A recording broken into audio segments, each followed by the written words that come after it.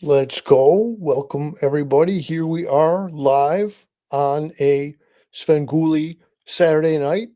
I wanted to see if I could actually do this fresh out of the Svengoolie appearance at Ed Debevics.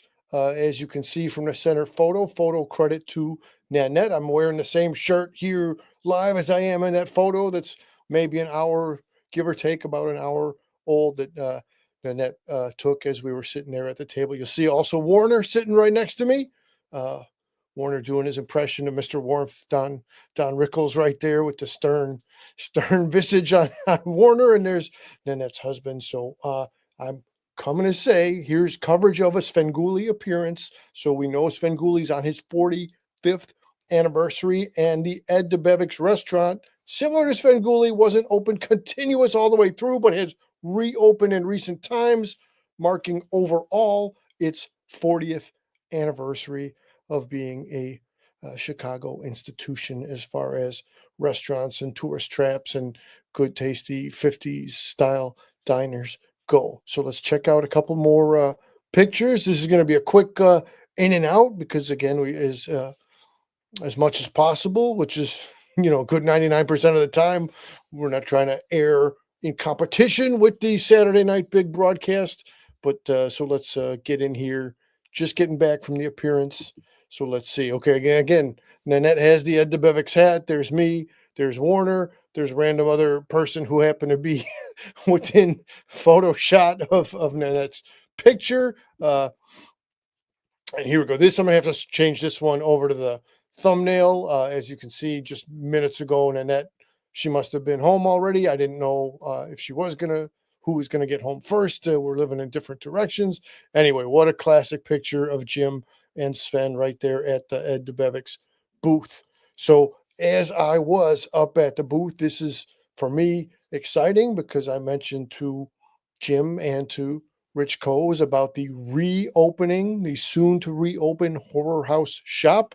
And Jim says to me to say to Vinny, we have not forgotten. We're just in a busy season. So I take that as a good sign. I take that as a good sign that Jim is going to get together with Vinny and Moses and Aaron once the schedule lightens up. So again, direct quote from Jim: "Tell Vinny we did not forget about him." So that's as matters of importance. That's it's important to go out and meet up at a at a live event, but it's also important to try to make the connection. Let's see. We got a comment and Jimmy Campbell.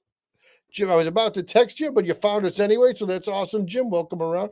Jim, we're just about at the 2-year anniversary, talking about anniversaries, Jim, of when you and me did the first ever show on this channel. Jim, it's been a long time since. It's been about 2 years since you come on the screen again. Jim Campbell, we got to have you as a co-host again soon, my friend. Got to make that happen. Let me jump back out of comments, jump back into where I can navigate pictures.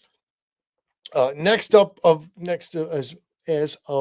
the matters of importance, next up, I wanted to again, just the other night, our pals at The Monsters That Made Us, co-hosts Invisible Dan and Monster Mike, had Jacob on. I don't want to say Jacob's last name wrong, but flip over to Monsters That Made Us on YouTube, and we're trying to see about getting Jacob's movie, which is it vampire zombies or it is vampire zombies from space, trying to see about getting a Chicago screening of their independent. I believe it could be classified as horror comedy, but it's definitely independent horror. So trying to make connections. Maybe we can make a connection over there as far as all the Horror House shop screenings. But then I do want to get these in the mail here. One for Invisible Dan and one for Monster Mike. Looking again, network, keep the community well connected for whatever contribution I am able to make to said community.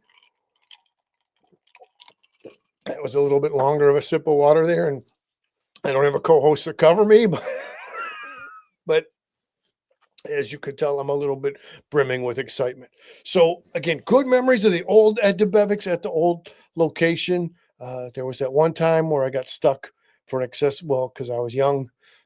And I should have stopped. I only got a milkshake. I'm not paying for more than a milkshake. But that was many, many, many years ago.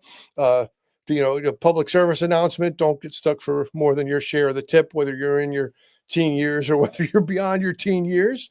So there's that. But the vibe of Ed Debevics is very energetic and fun. It was good to be at the new location that had a lot of the neon charm and kitsch and all that, and it was a perfect spot to hang out and meet up with Jim Roach and Rich Coase, aka Svengoolie. I see him at about the 5-minute mark here, and again, I just wanted to. Again, it's been a long time since I've been at an actual Sven event and then did coverage within that same 24-hour period. Earlier today, let me say, I was taking my notes right in the old phone here, so I'll be ready to go. So tomorrow, I've been saying it, now I'm coming to it. Tomorrow I will do, as we've had Gary Ray as the guest on this channel a couple times, showing his art. And then Gary was kind enough to send me a copy of The Creep. You could look it up on IMDb from the year 2001. Gary was the producer of said film. Talk about independent horror comedies. This is definitely that. So I was noting how many victims did The Creep accumulate, and so tomorrow, I'm not sure at which time yet. Probably not in conflict with the National Football League, but tomorrow I will get in a live show to break down my thoughts on this. Unique, special. You can tell they put love into making it The Creep from 2001 independent horror movie.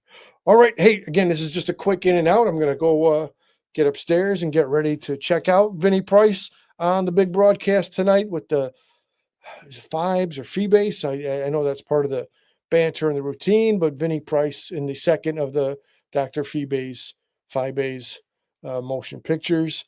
Thanks for coming around, people. Do check out thehorrorhouse.com and look forward to their return in their brick and mortar.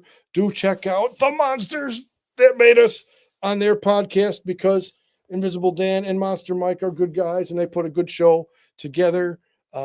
Thanks a lot. I'm closing out, and have a good night, everybody. And we are out.